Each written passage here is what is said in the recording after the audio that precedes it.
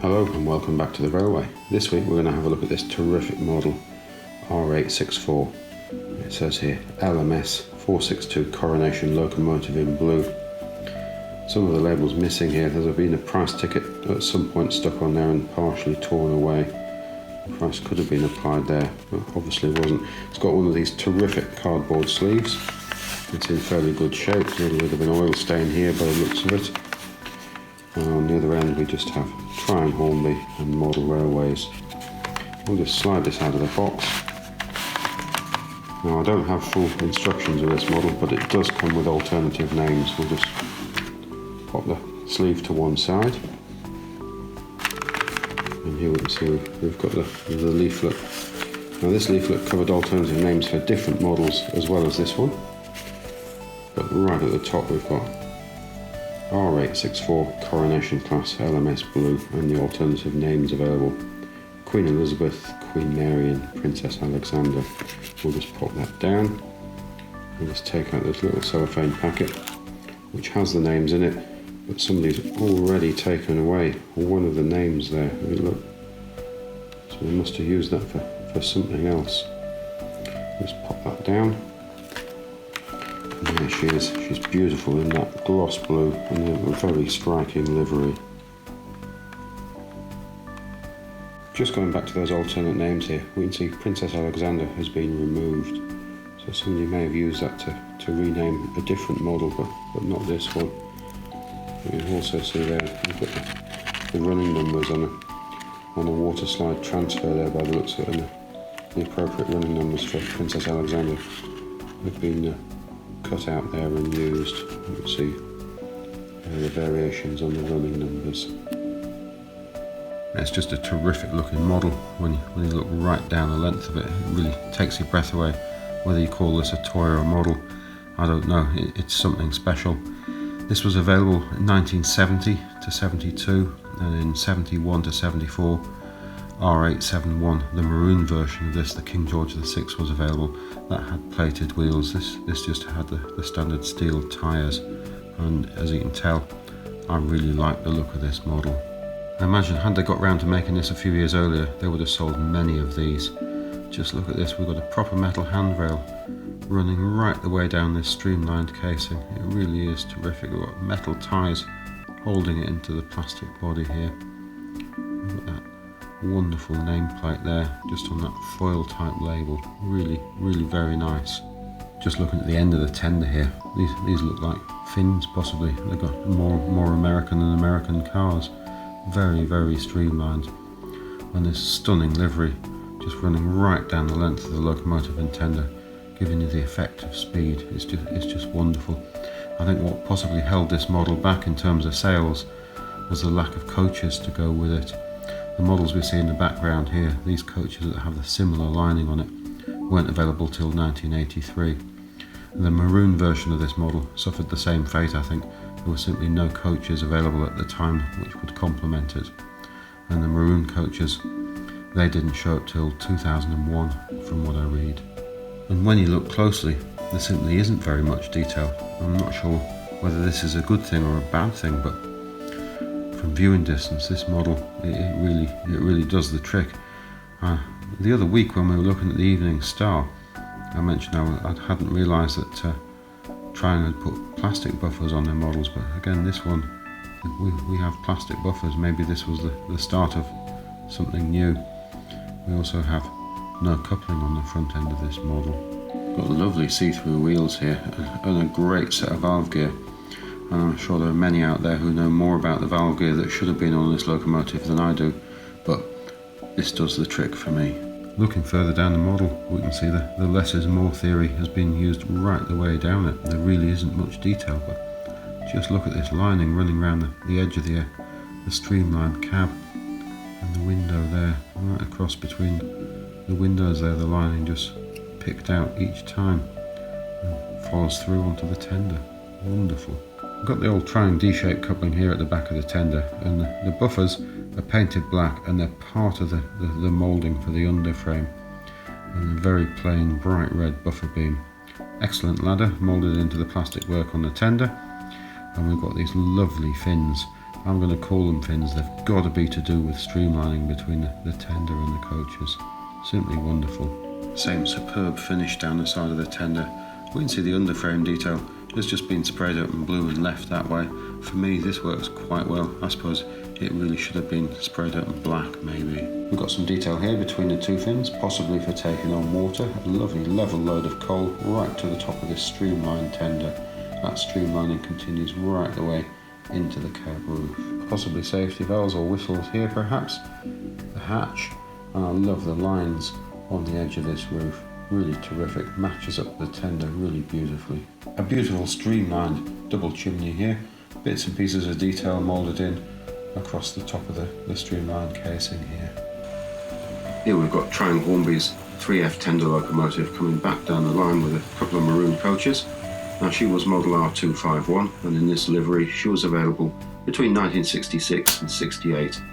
She had been available earlier from 1958 in a BR black livery. Looking fantastic, moving in there between the streamlined Coronation and the English Electric in green there.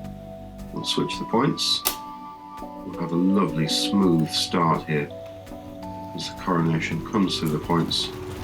A great set of Coronation Scot coaches, and we'll switch the points behind them. Again, as I said earlier, I think this is a very special looking model.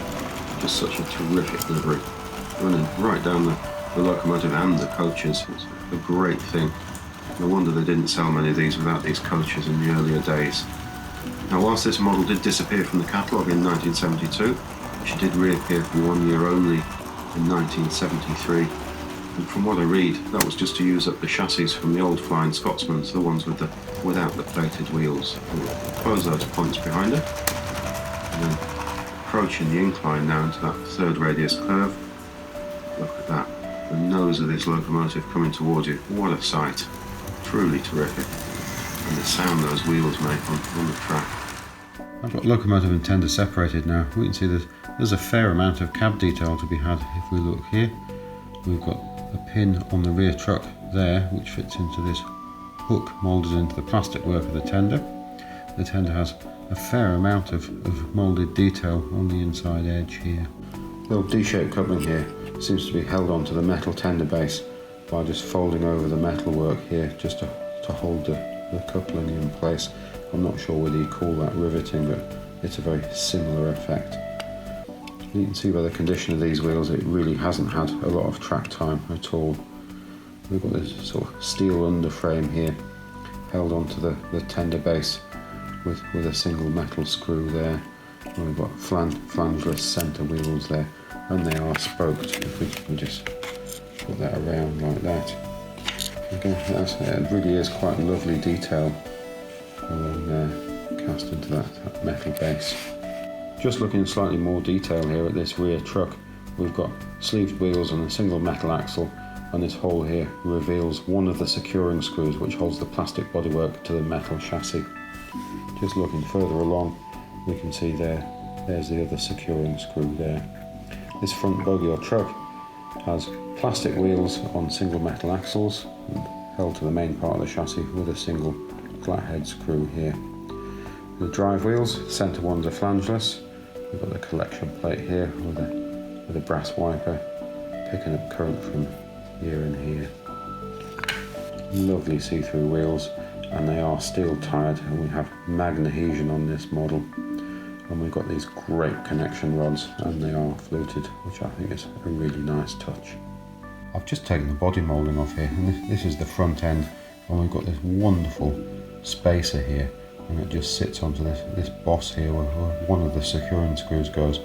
And I think this really is a very weak point in the design of this model. It could lead to trouble if that broke off, and it looks very fragile to me. We'll just put this to one side. Just looking at the rest of the inside of the body moulding here, we can see these wonderful metal ties here which hold a handrail in position on the outside. And looking further down, we've got the boss for the securing screw at the back end of the model there. And just look here, we've got made in Great Britain, and there we go, that says Triumph Hornby. This really is a terrific thing. I think it is very fragile though. I thought we should just have a look at the two securing screws, seems I've got them out. There's the metal spacer we saw a little earlier. Then we've got the short securing screw, which goes to the back of the model. And here we've got the long one, which goes to the front end of the model. And here we've got the chassis, and this is just straight out of the Flying Scotsman. This is the firebox glow unit, so they could have easily have had firebox glow in this model, but they probably decided against it for cost reasons. And this motor is in almost perfect condition. There's hardly any time on it whatsoever. And just like all good toys, she's really great fun. Look at that, charging across the bridge, decelerating a little bit here as she descends the elevated section. Coming towards us now, up towards this third radius curve, and we're going to back off the power just a little so we don't leave the rails. Excellent sound with all those wheels. Again, coming past the station, there's lots of points and diamond crossings there. It's not a very smooth run through there. Beautifully done. You can hear the clatter of the wheels, it's just great. Doesn't present too much of a problem to this model up the incline there with 4 coaches, and they're quite free running, these newer Hornby Railways coaches. Beautiful there onto the bridge, and again down the incline, backing off the power a little now, calming it down, looking terrific. Now we're going to open points number 5 and bring on to what I call the passing loop. Smoothly through there. We can get access to this siding or passing loop from both the inside and the outside lines. We'll switch the points there. Look at that, slide right down there. And we're going to bring it to a stop just before points number 4. You can see that crawling along the line. Beautiful, gentle stop. We've got a couple of different styles of boxes present here, and we'll just have a quick look at this one. Here we've got model number R.864 L.M.S brake coach, blue and silver. Fairly nice condition, these boxes. Just have a swift look around it. Just pop that one down and have a look at the other. This one still has price tags on it. Great price, isn't it? £5.45. And here we have the model number R.422 L.M.S first class coach, Coronation Scot. Just have a look around the box. Now, the numbering on these coaches is quite interesting in that it's taken the number of the old maroon coaches we were looking at last week. So this is the number for the maroon composite coach, and the other number on the brake coach here was the maroon brake coach, R.423 from back in the 60s. This is the brake coach. We can see we've got made in Great Britain, and Hornby is just tucked in down there, quite difficult to see. The bogies are clip-in, but we still have pinpoint axles, but this time they're plastic, still plastic wheels. We've got white rimmed wheels as well. This is a hangover from the early 70s. We've got still the old triangle D-shaped coupling, but this time a plastic variant moulded into the bogie itself. They're quite a step change in technology, these. A spray painted finish. Grey roof, sprayed on. Lovely lining, applied really, really nicely, and the Coronation Scot there. These must have looked great in real life, charging up and down the line. Just look how fine that is. Really lovely things. These two models do have different roof detail, this one being the brake. We'll just have a swift look at the first class coach before we get back to the railway. Again, it's the same beautiful construction, that lovely spray painted finish. It really is quite something. Now, I don't have many things from this period of the Hornby Railways catalogue, but we just have to have a set of these to complement the Coronation model. They just go so well together. The shade of blue is slightly different, but the lining, the silver lining down the side of the coaches matches up pretty well. Really terrific things. One last run, I think. We'll just wait for the signals to change. There we go. We've got the green light, and smoothly away, you just see as the power comes into the motor, the model just tips slightly through the points with that great noise of those wheels, and we'll switch those behind them. There we go. Past the station, over the diamond crossings. You can see it's quite a bumpy ride through there. into the third radius curve and up the incline. As we said earlier, this model does have the magnesium, so that's a great benefit to it. No problem at all up there with these coaches. They are quite light running. Over the suspension bridge now. Now I think I'm going to leave you this week with page 5 from the 1970 catalogue, the first year she appeared, sitting there wonderfully with the Flying Scotsman in that L.M.S livery. Just a stunning page. Takes your breath away. Thank you very much for watching, and if you look back again next week, we'll have something else from this late trying Hornby period. Goodbye now.